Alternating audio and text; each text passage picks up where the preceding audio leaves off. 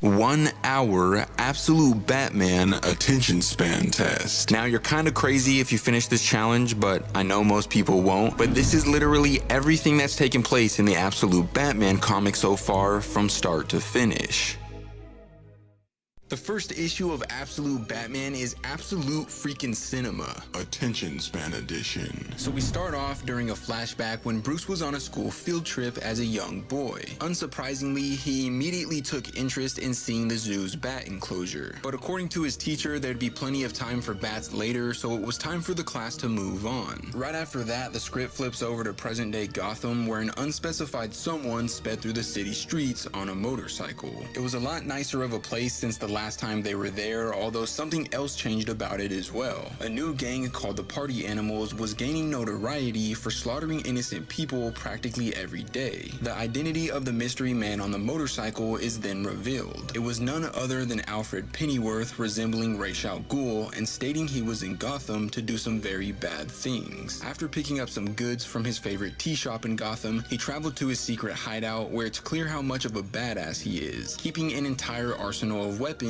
above his bed. Moments later, he made some tea and tried reaching out to his daughter, who doesn't really seem like she wants anything to do with him. After leaving her a voicemail, he signed into his digital command station for a briefing with his boss. And it isn't clear who his boss is or who he's working for, but they inform him that the new Party Animals gang was butchering citizens at random and raised the crime rate by 700% just within the last 3 months. Alfred was already aware though, because he read their document, and honestly he wasn't really intrigued by them. He was frustrated that his boss pulled him out of Singapore because he was so close to taking down the target he was tracking for the last 5 years. His boss wasn't concerned about that though, stating he was needed in Gotham and his assignment was strictly surveillance. An engagement with the Party Animals was unpermitted, but he did have authorization to engage with the Batman if he disrupted their operation. After that, Alfred headed out to his bike to scope out coordinates and look for possible targets, only to be reminded just how much he hated Gotham City because his bike just got stolen. The comic then jumps over to Croc's gym, where a young kid resembling Jason Todd and Dick Grayson was getting in shape for his date that night, only to be interrupted by the hulking unit Bruce Wayne, telling him it was his turn on the bag. Each and every strike of his sent the bag flying, and everyone in the gym acknowledged his power. As he continued training, he started having more flashbacks of the zoo trip from earlier. It turns out that the teacher was actually his father, and something had to have went wrong there, because as the memories flooded his mind, his rage began increasing, and he incorporated more and more force with each new blow he threw. So much so that the bag eventually broke, with the sand pouring all over the floor. The owner of the gym, Waylon Jones, most known for being Killer Croc, watched as the incident unfolded, so after Bruce apologized to him, he told him it'd be 90 for the bag and 30 to clean the sand. Moments later, they started catching up with each other's lives, which eventually led to Waylon inviting Bruce to play poker with Eddie, Harvey, Oz, and maybe even Selina. So not only is Bruce friends with characters that are usually his rogues in this universe, but he also grew up with them as a kid, as Waylon stood next to a picture of all of them together. Unsurprisingly though, Bruce said he was busy, so he couldn't go to poker, and also wouldn't be attending the town hall meeting later that night concerning the Party Animals. The story then jumps over to a massive party yacht where the actual leader of the Party Animals was having a meeting with a Falcone and a Maroni. Sooner or later, the two of them told him they were done with his sick and twisted games and wanted him and his boat to sail away by dawn. Unintimidated by their threats though, the unnamed leader presented them with his collection of masks, which were literally faces of various members of their family he already killed. And while toasting with some glasses of champagne, he pretty much gave them the same treatment. As we move forward, we're finally given our first look at Bruce donning the Batsuit while overlooking the city of Gotham. The reason being was because Gotham's mayor Jim Gordon was holding a town meeting that night pertaining to the Party Animals' ongoing Slaughterfest. So it was pretty much mandatory for Bruce to monitor the gathering to prevent possible disaster. As the meeting took place, it was clear how displeased Gotham citizens were with Mayor Gordon, some of them stating he should be replaced by someone else. The Party Animals were running rampant, preventing them from walking to work and feeling safe. Meanwhile, on a nearby rooftop, Alfred asked his boss if he could have permission to engage because the town hall was about to be interrupted by the very people they were having a discussion about. Nevertheless, his boss denied his request request, and the people inside the facility proceeded criticizing Mayor Gordon's leadership until a massive explosion caused by the party animals erupted. In a moment of panic, the citizens in attendance hit the ground in fear for their lives, and soon enough the gang was taking shots at Mayor Gordon, so he hit the ground as fast as possible, urging his daughter Barbara to evacuate the building immediately. However, as the gang's reinforcements began approaching, their party was interrupted by Vengeance, sneaking behind the unsuspecting intruders and scooping them up with his bat tendrils. After that, Bruce approached Officer Barbara and Officer Bullock, telling them not to open the door despite whatever they hear. And I want you to remember that as we move forward, because that phrase is actually really important to Bruce. It's kind of like his version of Peter's "with great power comes great responsibility." And that's one of the reasons I'm already so in love with this version of Batman, because he's kind of like a combination of my two favorite heroes of all time, him and Spider-Man. You see, while he was speaking to the officers, he was actually upside down hanging from the ceiling with his bat tendrils. And they're not officially called bat tendrils, I just think it sounds cool, but he uses them almost just like Spidey, because after using them to shield himself from gunfire, he unhesitantly leaps down from the ceiling, uses them to wrap up one of the party animals, and then hurls him so far that he crashes into a window. And if it worked that time, it could work again, so he repeated the same process with another member, only this time they were slammed into a light post. Now after that, he literally started walking on these things. Like, these are the coolest Batman gadgets ever, allowing him to kick two other targets in the face. Meanwhile, as Pennyworth watched from afar, he wasn't ready to take out Bruce just yet because he wanted to see how he'd react when confronted by a large group of threats. And you already know how my boy Bruce reacted. He started beating the brakes off these people, pulling off his bat ears, hurling them into their shoulders, jamming them into their chest, and using his arm guards to slice them up even further. But despite how seemingly gruesome he was, he still stuck to his no-kill rule.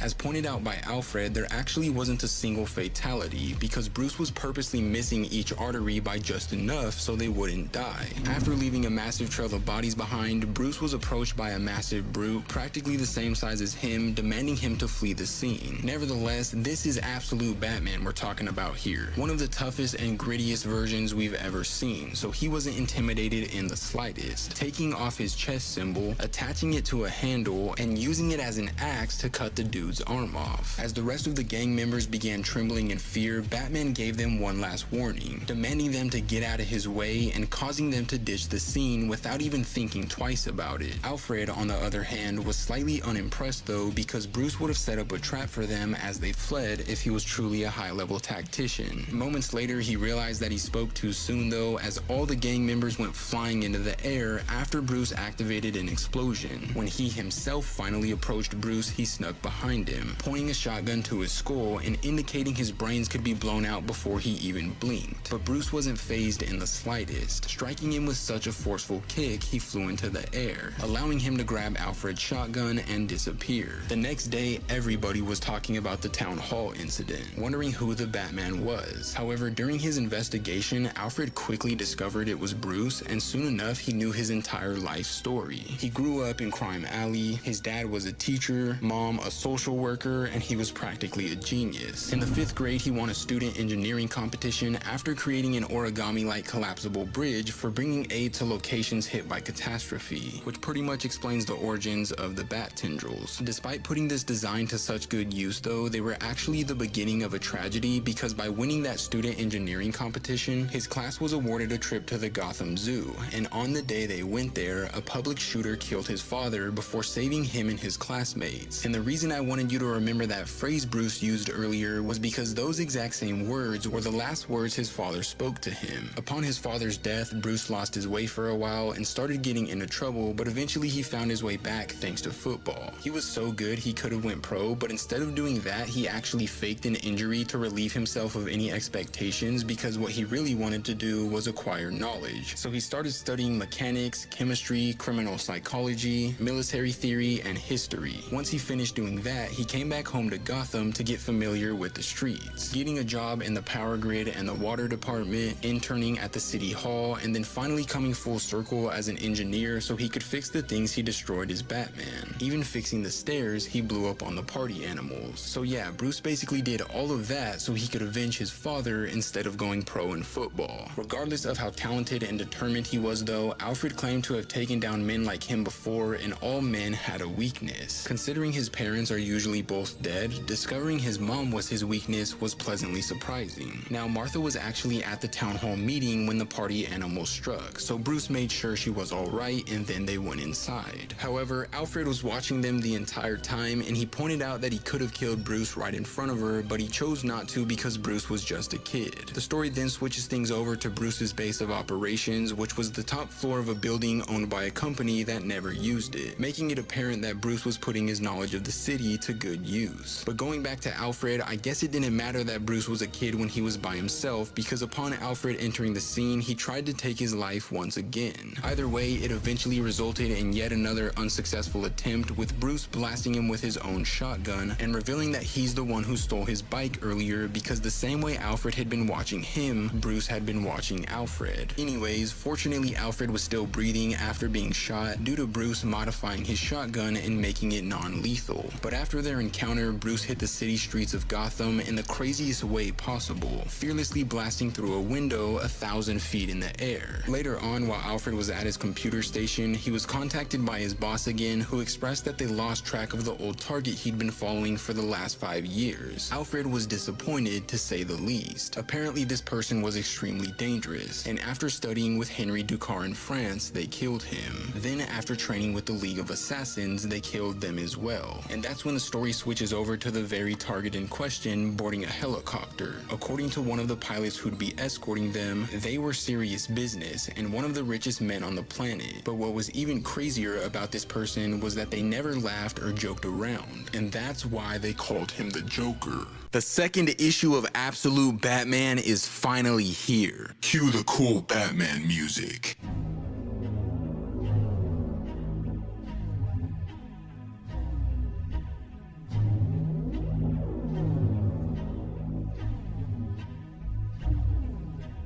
Now, in the last issue, we learned that Bruce's father was killed by a public shooter at the zoo while on a school field trip with Bruce and his classmates. And this issue piggybacks on that exact incident, with Bruce begging his father to open the door, completely unaware that his lifeless corpse was slouched over on the other side, weighing the door down. Now, this is where things get super interesting, because soon enough we realize that the establishment Bruce was trapped inside of was actually the zoo's bat enclosure he was so interested in the first issue. And this is how he obtained his fear of them, because sooner or later they completely swarmed him until not a single inch of his body was visible. The story then fast forwards to present day, with Bruce fighting off a massive horde of party animals at the Gotham Aquarium. For the past 2 weeks they had been escalating their assault on Gotham, so he was doing the same thing in return, escalating his assault on them. Now, it's important to know that Alfred is the one narrating as Bruce tears these criminals apart. He'd been watching Bruce's every move and studying his tactics non-stop ever since their last interaction, also adding surveillance protections to try helping him. But shifting focus back over to the party animals, their leader Cyanus had brought in so much of them lately there was enough to take on a small militia, so Alfred was waiting for Bruce to call it quits, to retreat and regroup. But for some reason he was just so freaking relentless. It didn't matter how many of them there were and how slim his odds were, he was still going to take them down. Every move he made was calculated, taking advantage of everything he could. After that, the party animals shoved Bruce's spike-filled back into one of the fish tanks, causing almost all the water to pour out and flood the room they were in. So Bruce used his bat tendrils to cling onto the ceiling, throwing down a concentrated version of vinegar that turned the salt water into hydrochloric acid, and burning the party animals so badly they immediately evacuated the facility, only to realize a squadron of police officers was waiting for them outside. Upon fleeing the scene, Bruce made his way inside the sewers, and it's here that Alfred reveals this version of Bruce doesn't just have one cave, but a bunch of hidden stash houses all over the city. And of course, from a bird's eye perspective, they create an image of the bat symbol. Anyways, as stated by Alfred once again, when Bruce wasn't donning the bat suit, his schedule was super strict. He went to work and then vanished into the shadows directly after. There was a rumor he often met with a resistance group known as the Red Hood, but the truth was he did everything alone, even steering clear of his mother these days. The only time he broke his routine in the past few weeks was to go to Blackgate Penitentiary to visit his father's killer, Joe Chill. As another week went by, Alfred's handler told him to drop Batman's protection because he was becoming too risky of a factor. Initially, Alfred wanted to push back because in his opinion, Bruce was actually helping him get to the bottom of who the party animal's leader was. But eventually he followed orders as directed. After that, we see yet another cluster of party animals swarming Bruce's skyscraper stash houses. Unbeknownst to them though, Bruce knew they'd be coming, setting off a bunch of explosives and lighting the entire top halves of the buildings on fire, which created a ridiculously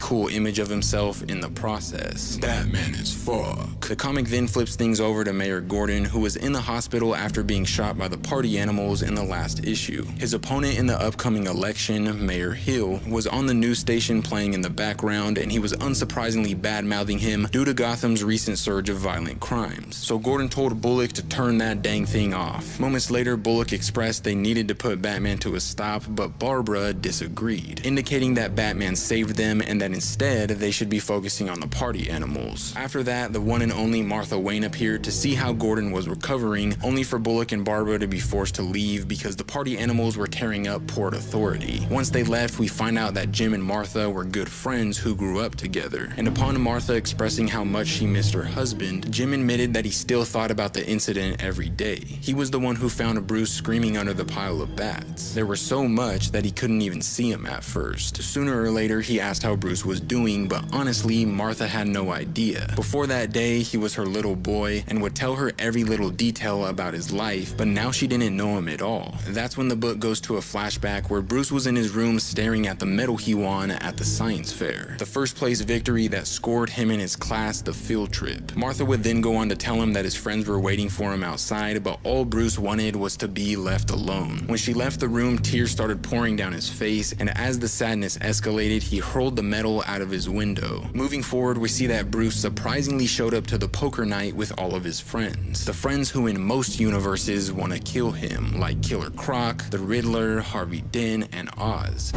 And screw you, Oz, I can't wait for Bruce to beat the blubber out of you for what you did to Vic. Anyways, during their game, Bruce pulled out a party animal helmet, stating that he found it while helping repair City Hall. After a quick analysis, the Riddler indicated it was equipped with a geographical information system sharing targets on a private GPS network, and if they were able to decode it, they'd be able to predict the party animals' moves. Moments later, Bruce asked Oz if the party animals were moving in on everyone's territory, which pretty much implies that Oz is still just a gangster in this universe. But according to him, the party animals weren't out for anyone's territory and were only looking to wreck the city. Now, it only grows more and more apparent that Bruce didn't come here to catch up. Instead, he was just using his friends' various lines of work to gain answers. And after asking Harvey Dent what his take on them was, Harvey assured him it was all just for money, but he had a theory that Mayor Hill, the man running against Gordon in the upcoming election, was working with them because someone down at City Hall told him Hill had been raking in a lot of cash recently. So of course, Bruce's next move was to break into Mayor Hill's office to see if there was any unusual and suspicious activity. Upon his arrival, he whipped out his USB and plugged it into Hill's computer, discovering a sketchy looking file reading Arkham. But before being able to go any further, none other than the leader of the party animals himself appeared on a giant screen. He was happy to finally meet Bruce, but indicated they didn't have much time to speak because not only were the police waiting for him outside, but his henchmen were closing in on him as well. And what happens next is just pure D1 linebacker durability, because Bruce is literally blasted with an RPG and he just stands there unfazed. Knowing he had to get out of the building as soon as possible, he then jumped down a nearby elevator shaft, only to be confronted by Mr. Pennyworth asking him to hear him out because he had some info on their targets and believed they could help each other if they worked together.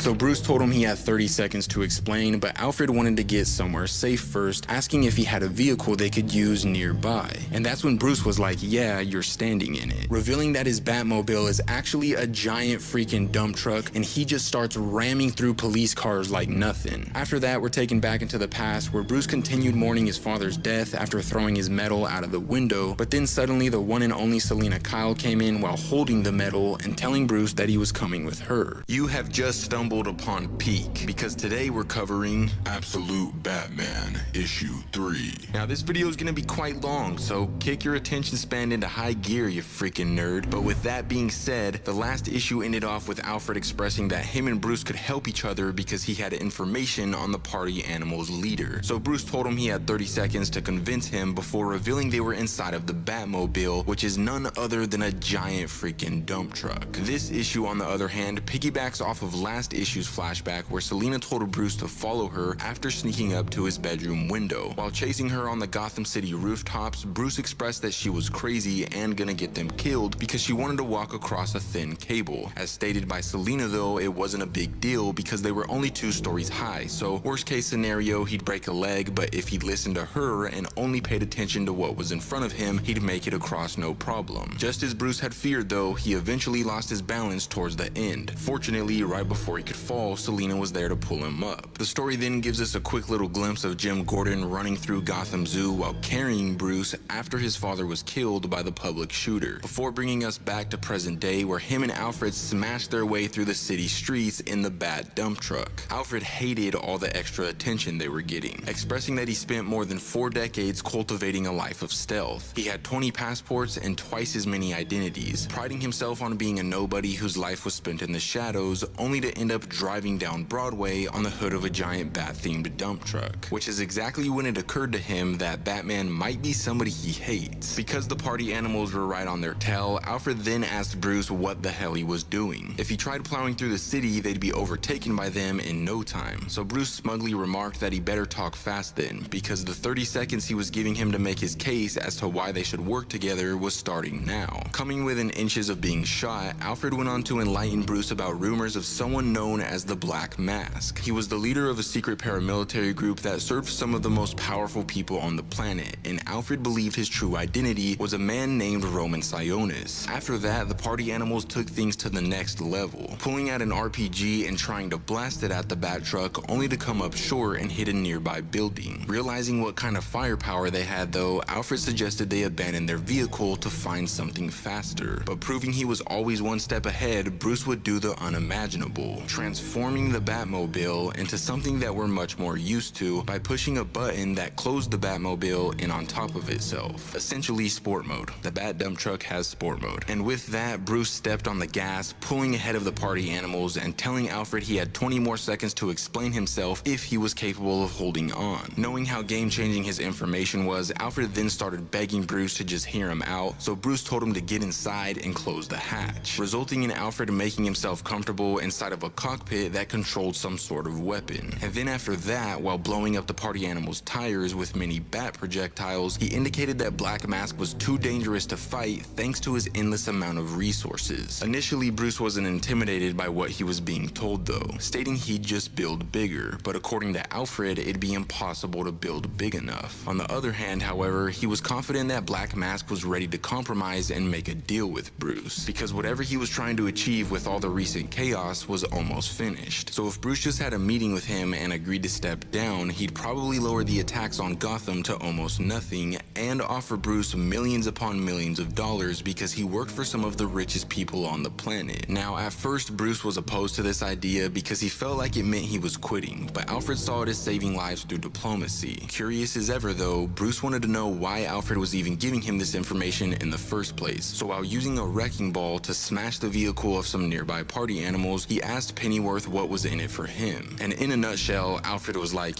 if this deal goes through, I'll get to leave this shithole city and go back to what I was doing before, which was tracking the Joker. But why would he get to leave? Well, because in order for Bruce to get paid in this deal, Black Mask would be required to make some very large transactions, giving Alfred's handlers enough information on him to take him down. So Alfred saw it as a win-win. He'd be permitted to leave, and Bruce would be able to build Batman bigger than ever with his newly acquired wealth. Nevertheless, after getting the party animals off their tails, they were eventually put to a stop and pinned down in between a large body of water and the entire GCPD. So Alfred pulled this lever in front of him as ordered by Bruce, completely oblivious he'd be ejected out of the vehicle into the water. And speaking of water, Bruce would then make the Batmobile go full-on submarine mode, traveling the depths of the ocean until reaching his nearest stash house. As we move forward, we're brought back to the flashback from earlier again, with Bruce asking Selina how her new foster home was. So Selina indicated that she wasn't there anymore because things got really bad. After hearing this, Bruce was heartbroken, so he suggested she come stay with him and his mom because his mom had a soft spot for her. But feeling as if she was nothing more than a burden, Selena declined his offer and suggested they switch the topic to something happier. Making their way to a nearby theater, the both of them would then sneak in through the back and begin watching a screening of Zorro. But before seeing what happens next, we come back over to present day with the Riddler showing Bruce a robot he created called Al that contained around 4/5 of all human knowledge. Upon Bruce asking Al how the party animal's ape skulls worked, it told him they had 3 main functions: protecting the wearer's identity, creating a wallet for the wearer connected to a private cryptocurrency network called Blackcoin, and providing objectives with different valuations. Now, these objectives were things like arson, robbery, and murder, each having their own value in Blackcoin, and we're talking tens and hundreds of thousands of dollars. So by completing different tasks, members of the party animals could become super wealthy super fast, which explains why they were committing crimes so frequently. After learning all of this, Bruce asked Al another question: how would someone disrupt this cryptocurrency network? Al was certain it wasn't possible though, because the network was satellite based and far too expansive. It might be possible to take out a local server, but due to there being hundreds and maybe even thousands of these masks all over the world, it'd be impossible to take down the whole thing. A few moments later, Bruce would get a call from Harvey Dent about information regarding the Arc-M fund. If you don't remember, right before being interrupted by Black Mask in the last issue, Bruce discovered a suspicious looking file named Arc-M, and so Harvey Dent looked deeper into it for him, discovering that a lot of the funding came from a company called JK Holdings, whose specialty was building highly secure private prisons. And not just any prisons, but black sites. So whatever was happening at these places was definitely bad news. After that, the story shifts its focus over to Commissioner Bullock, who for some reason was meeting up with Mayor Hill, Jim Gordon's opponent in the upcoming election. Now, Hill swore they weren't meeting up so he could win Bullock's vote, but it soon becomes very clear that that's exactly what he was trying to do. Because upon boarding a yacht, we discover that the yacht was Black Mask's, who just so happened to be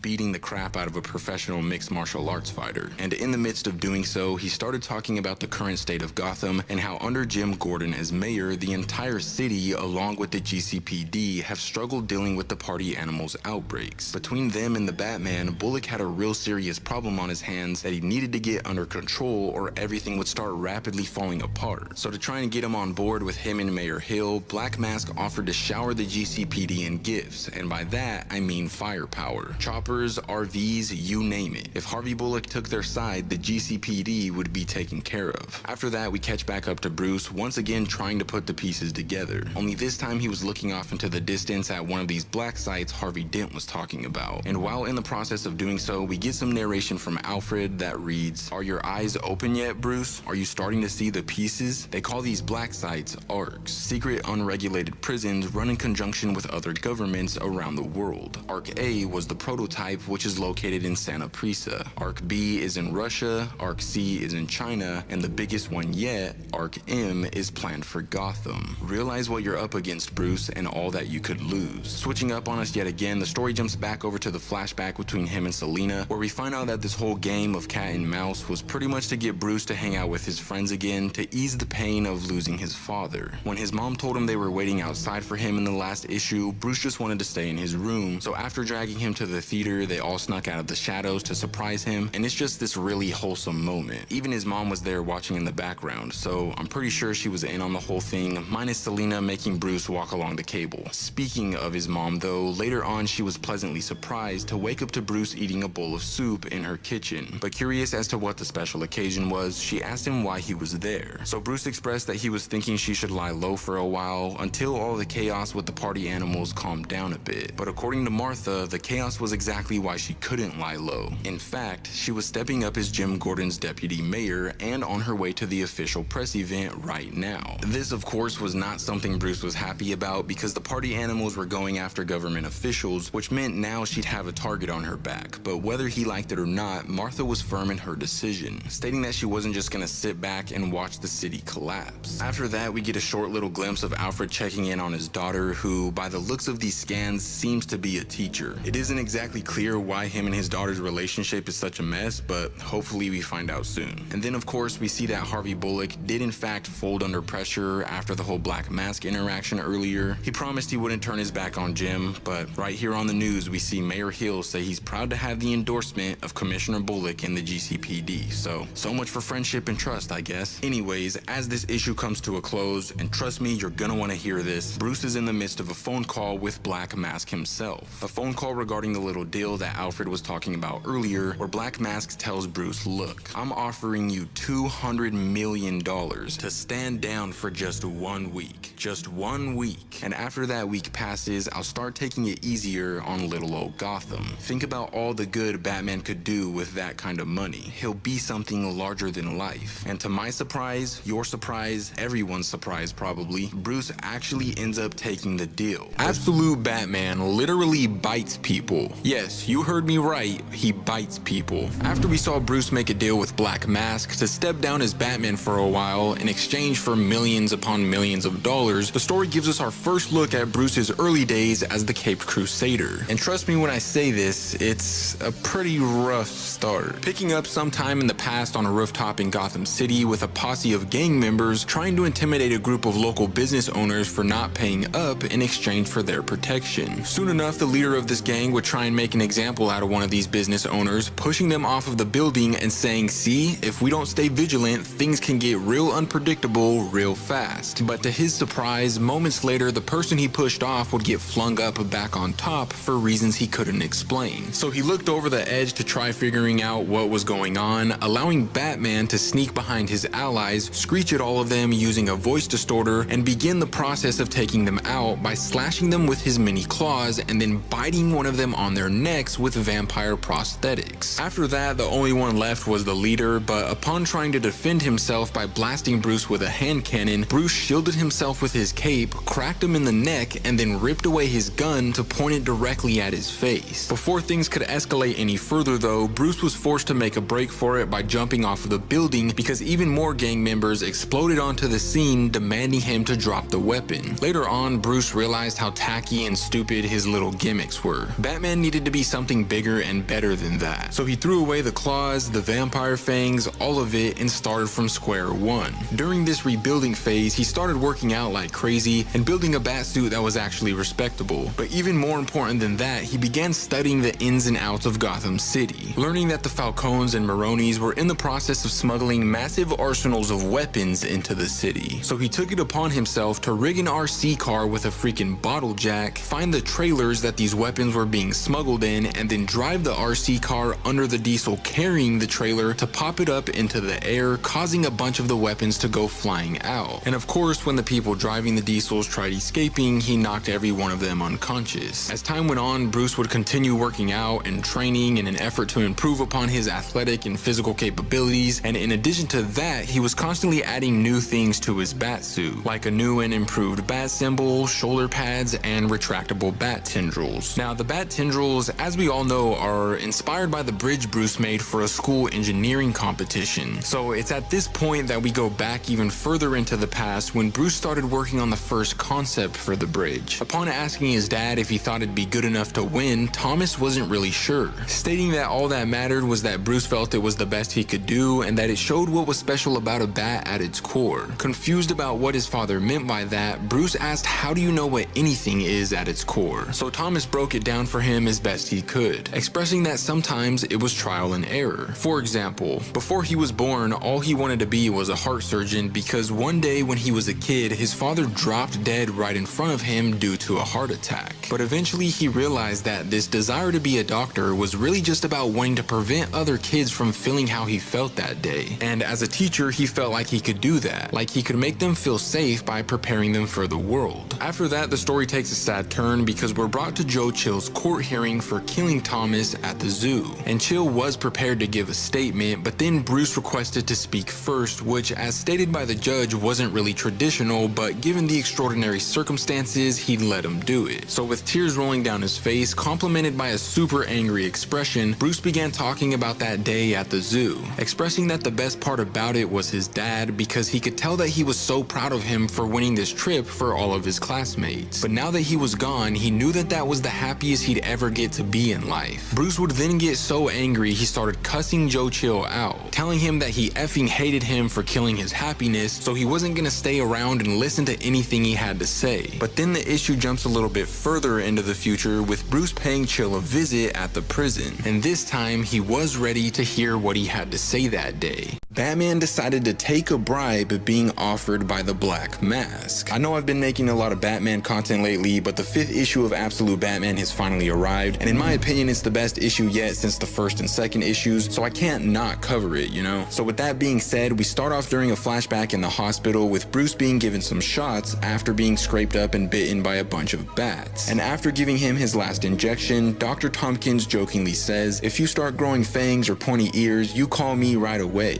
Otherwise, this should be the end of you and bats." After that, we get a quick little glimpse of Bruce, Martha, Gordon, and Bruce's friends standing in the rain above Thomas's casket during his funeral service, only to be guided back over to present day, where Alfred and various members of the party animals were keeping tabs on Bruce as he sped through the city streets of Gotham to meet with the Black Mask. And what's crazy is that despite literally having a $140,000 bounty on his head, none of the party animals decided to take any shots at him. Because if you don't recall, this little deal they have going on consisted of them leaving each other alone for a while. If Batman agreed to step down and temporarily let the party animals run rampant, they'd leave him alone, eventually leave Gotham altogether, and also give him millions upon millions of dollars. Anyways, after that, the story jumps over to Martha and Mayor Gordon, realizing that Harvey Bullock was no longer on their side anymore in the upcoming election. Instead of endorsing Jim, he decided to endorse Mayor Hill, which caught Jim completely by surprise and kind of hurt his feelings because him and Bullock were close friends. But wanting to switch the topic from himself, Jim would then apologize to Martha for the memorial of Thomas's death because due to the party animals' chaos this year, Gotham decided that they weren't gonna turn the memorial lights on that honored Thomas's bravery that day out of fear that the party animals were gonna go there and cause a bunch of havoc. The story then takes us back into the past again at Thomas's funeral. While standing there in the rain, Jim couldn't help but feel obligated to bring Bruce some comfort, expressing that his father was a very brave man and that because of the incident they were gonna tear the Gotham Zoo down so he'd never have to look at it again. After that, we see current day Bruce sitting on top of a helipad being monitored by Alfred and the party animals yet again as he awaited the Black Mask. Upon his arrival, he assured Bruce that the money was already his, stressing that the code to the account was sent earlier that morning. But apparently Bruce knew that beforehand, saying that he already spent it on something. So Black Mask asked how much of it he spent, and Bruce claimed that he literally spent every single penny. And obviously $200 million is an insane amount of money to spend in the span of just a few hours, so out of curiosity, Black Mask asked him what he spent it on. But before we get an answer, the story goes back into the past again as everyone began leaving Thomas's funeral. However, before they officially departed, Bruce had one last thing to say to Jim Gordon, expressing that he didn't want them to tear the Gotham Zoo down. Instead, he wanted it to be something that shined and made everyone look so they didn't forget about his father. So that's why they decided to put up a memorial light for him, and also why the Gotham Zoo still stood in present day. But like I said earlier, this year they decided that they weren't turning it on thanks to the acts of the party animals. But as we go back to present day, we realize that Bruce wasn't gonna let that happen, putting all the money he was given by Black Mask on top of it to create his chest symbol, which upon turning it on created a giant bat signal to signify that he wasn't gonna play by Black Mask's rules and allow Gotham to suffer. So in a moment of anger and frustration, Black Mask called his men to his side, indicating that the deal was off and commanding them to swarm Bruce with everything they had. But to their misfortune, Bruce would go on to make a complete and utter mockery of them, using his bat tendrils to slash their faces and stab them in different parts of their bodies, breaking one of their legs by caving their kneecap in, and when one of them tried jumping on his back with a butcher knife, he extended the freaking spikes on his back into the dude's arms and proceeded to continue fighting with him stuck on his back until using his bat tendrils once again to slam him onto the ground. But while on the verge of defeat, Black Mask eventually ordered his men who were standing by on nearby buildings to use their net guns to trap Bruce inside, allowing him to grab Bruce's arm, bend it at the elbow with an unrelenting amount of pressure, which eventually caused it to snap when it was all said and done. However, despite such a devastating injury, Bruce was still smiling, indicating that Black Mask had already lost because he was broadcasting everything he confessed onto every single news station in Gotham.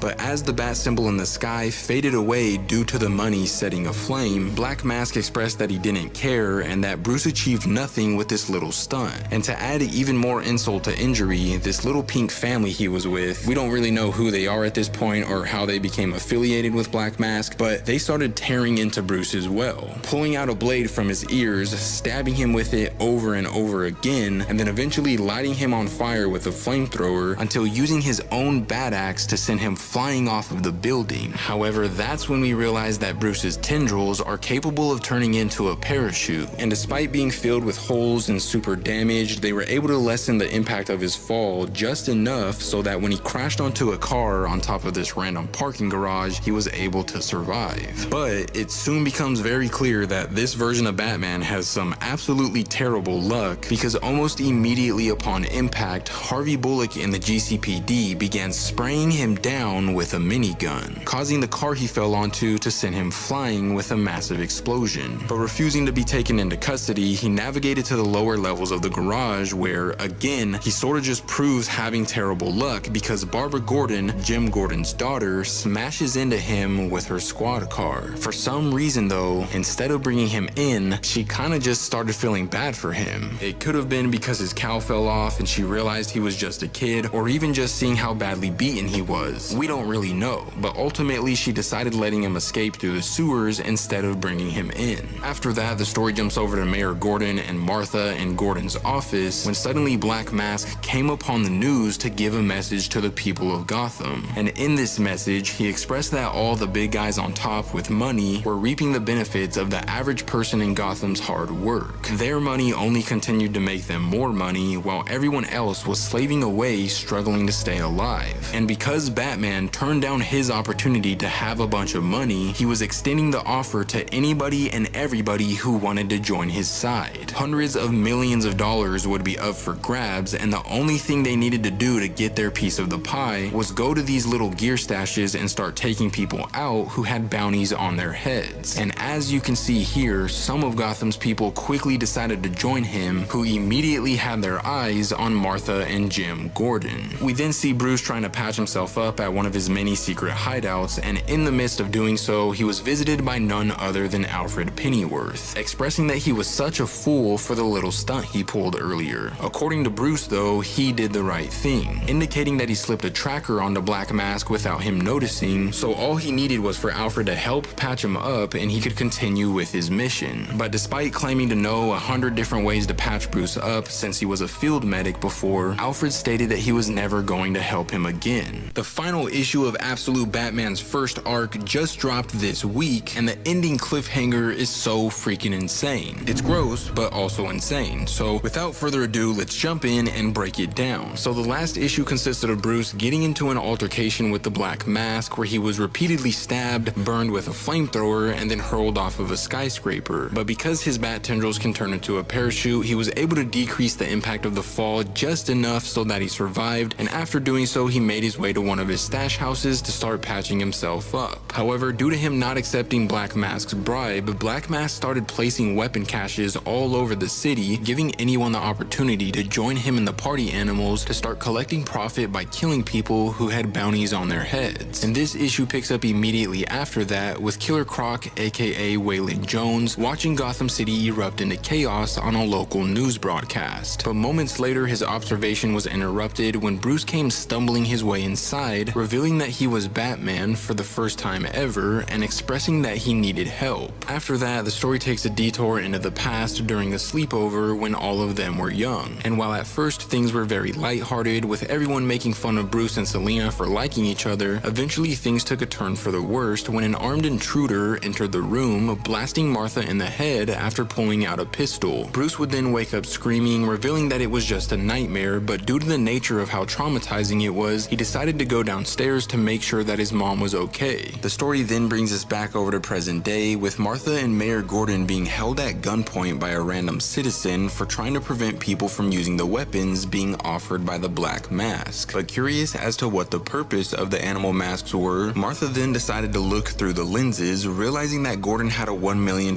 price tag on his head. After that, the story goes back over to Batman, but this time being escorted by his friend Ozzy in a small plane. During his time on board, Ozzy expressed that Bruce was effing crazy because Waylon wasn't his only friend that didn't know he was Batman. None of them knew. But now that the cat was out of the bag, they were all furious with him, with the exception of Eddie. Nevertheless, Bruce didn't really care what any of them thought of him and was solely focused on taking out a server located on Black Mask's yacht. So he jumped jumped out of the plane like a freaking psychopath, used his bat tendrils to glide his way down, and then absolutely obliterated one of the Black Mask's lackeys on the yacht's main deck. But because he wanted to make sure this punk wasn't capable of creeping up on him later, he then booted him off the edge of the boat after wrapping him up in a life jacket. Moments later though, the lackey's child came running out of the control room while trying to slash Bruce with a knife. So Bruce was like, you know what, I'm not dealing with this bullshit today. So once again he pulled out the life jacket, wrapped it around the little booger, and then booted him into the ocean. And by the time the kid's mom came out, Bruce put on the most devious grin I've ever seen, so she didn't even try to retaliate. She just jumped off the yacht herself. After that, the story goes back over to the city, with Martha trying to get the people of Gotham to realize that Black Mask was just using them to gain more control and cause more chaos. Not only did these people refuse to listen to her though, but moments later people who were already wearing masks realized that Martha and Gordon were both worth $1 million. Now because Gotham was such a dangerous place right now with madmen running all over the place, Alfred decided to force his daughter Julia to get on a plane so she could get out of there as soon as possible. However, Julia wasn't in favor of going because there were people there she cared about, expressing that if he was really forcing her to leave, then she no longer considered him her father. But genuinely concerned about her safety, Alfred told the captain to take off anyway. After that, the story goes back over to the yacht, with Black Mask attempting to put Bruce down by hurling himself off the top deck like he was Jeff Hardy, only to get booted in the stomach and then smashed through a wall into a bowling alley. Using his surroundings to his advantage, Bruce would then pick up one of the bowling balls and repeatedly bash it into Black Mask's head until tackling him into another room and continuing his rampage by slamming his fist into the Black Mask's head over and over again. But moments later, Black Mask pulled out a jump rope, wrapping it around Bruce's neck and choking him so aggressively with it that his neck started pouring with blood. So Bruce began thinking of his mother's wise words, how being hopeful no matter how terrible your situation was could make all the difference in the world. And with that motivation, he dropped the horns down on his cowl and smashed them into Black Mask's eye sockets so he wasn't able to choke him anymore. After that, Bruce tossed Black Mask in the water with a life jacket, just like he did the others, but there was still one thing left to do, which was take out the servers, enabling the party animal's mask. So he went down to the server room with some grenades he found, and as soon as he got there, he pulled off one of the rings, causing the servers along with the entire boat to go up in flames for good. And because the helmets no longer had any servers to run on, Jim Gordon and Martha no longer had bounties on their heads, and the chaos in Gotham was finally put to a halt. However, after the boat went up in flames, things weren't looking too good for Bruce because for whatever reason he ended up drowning. So he had to have been caught in the explosion somehow, or maybe he was just weak from all the fighting. But before he could meet his end, it's revealed that none other than Alfred Pennyworth came back to save him with his bat dump truck submarine thing. And as the issue comes to a close, we find out that the Joker isn't actually a normal guy at all and has to like suck the life out of fetuses in order to seem like a regular person. And after being informed that things in Gotham aren't going according to plan, he says that it's time to bring out Bane. And let me tell ya, Absolute Bane looks like he's gonna eat Batman for breakfast. The day has finally come for Absolute Batman issue 7. Peak fiction. And low-key, this freaking story is like turning into a horror movie or something, because in this new issue, not only does Bruce's childhood friend like die right in front of him, but we also get the first appearance of Absolute Mr. Freeze, and he's just ripped straight out of a nightmare. So with that being said, let's just quit with the yapping, jump into the breakdown, and just read this comic for you nerds. So we start off with a flashback in the middle of the Tanzania jungle, a bright, colorful, and beautiful place filled with exotic animals to the brim, and we have Victor Freeze and his son, Victor Freeze Jr. Now, Victor Jr. is really upset because he really likes the jungle and he wants to stay there, but his father expresses that they're headed to the land of the ice. However, before they could make it to this so-called land of the ice, Victor Jr.'s eyes started going bloodshot as if he was getting sick or having a terrible reaction to something, which immediately threw his father into a panic. But before being able to see how that situation escalates, the story jumps back over to present-day Gotham, where Bruce's friends were holding a little private memorial session for their friend Matches Malone, who recently passed away. And the name Matches Malone might sound a little bit familiar to some of you guys, because in the main universe, this is actually one of Bruce's alter egos that he uses to infiltrate the criminal underworld. But I guess in the Absolute universe, they're just making him an actual person. Anyways, after saying a few kind words about him, Harvey, Waylon, and the others started asking who was the last person to see him, which is when Bruce casually appeared out of nowhere, claiming that he was. After that, the story goes 1 week into the past to the very day of the incident, and we kind of find out how Match's death unfolded. So Bruce was walking on this bridge because him and Matches were gonna meet up together. But before reaching him, he indicated that Gotham had been such a mess lately in a bunch of different ways. For one, the entire city was under martial law now because of the whole Black Mask incident. For two, they were expecting to be hit by a freak snowstorm pretty soon. And for three, Bruce still hadn't figured out what exactly was going on at these black sites, specifically the one called Arc M that he discovered a few weeks ago. However, he did figure out that the crew building this site worked for a company called JK, and upon doing so, he called up his friend Matches to forge some work papers for him so he could get in on the action and figure out what was going down at this place. But for some reason, when their paths finally crossed, Matches was acting really strange and paranoid, behaving as if he was being followed or something. And it turned out that the reason he was acting like that was because he did even more than Bruce asked of him. Not only did he get him the papers he wanted, but he actually spent every day of the last week on Arc M's crew gathering intel from the inside. And upon finding this out, Bruce was pissed. He isn't exactly a fan of his friends or family putting themselves in harm's way. So Matches started assuring him that everything was okay and that the intel he got was worth it. The stuff they were doing at that place was downright wrong. And besides, Bruce was always such a good friend and he felt like he owed him. But before being able to further break down what terrible business went down at this place, for reasons unknown, every single pore in Match's body expanded itself way beyond their normal size until blood started gushing out of them so rapidly that he died instantaneously. Now, after that, the story goes back over to present day, with Bruce expressing that his theory was that whoever killed him used some kind of biological weapon. And upon hearing this, all of Bruce's friends were completely dumbfounded.